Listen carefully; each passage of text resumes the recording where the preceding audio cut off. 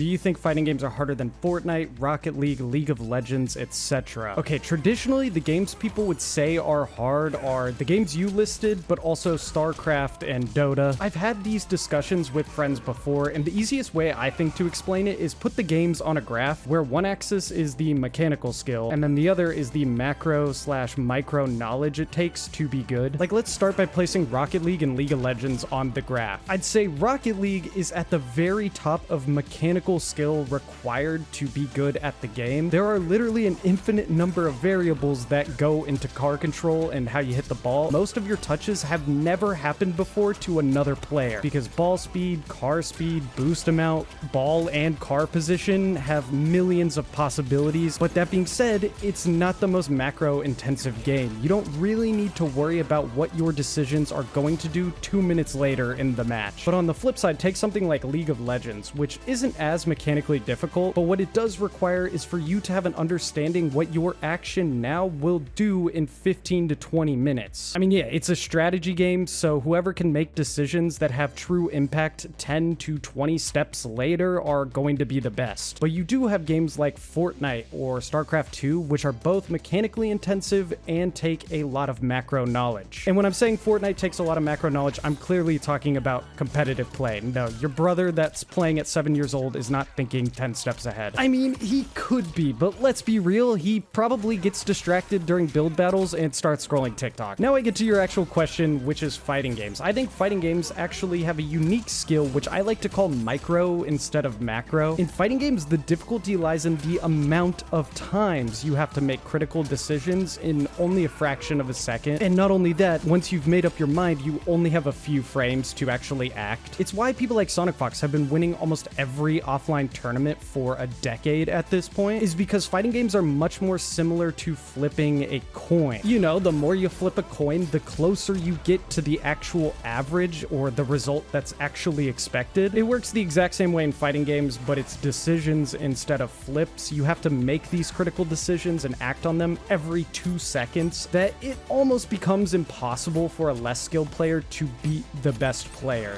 It's just too easy to approach the true elo rating of each player. I also want to add that fighting games tend to take a lot of skill in memory, or you need to be able to memorize a lot of things because of frame data. Move lists have gotten so big that you just have to memorize. So I'd say fighting games are right up there with StarCraft, Fortnite, etc. I think whatever you think is the hardest is whatever you are the worst at. So if you suck at macro gameplay, you'll think that's the hardest. If you don't have mechanical skill, you'll think Fortnite's the hardest. And if your reaction times to critical decisions are kind of slow, so the micro, you'll think fighting games are the hardest.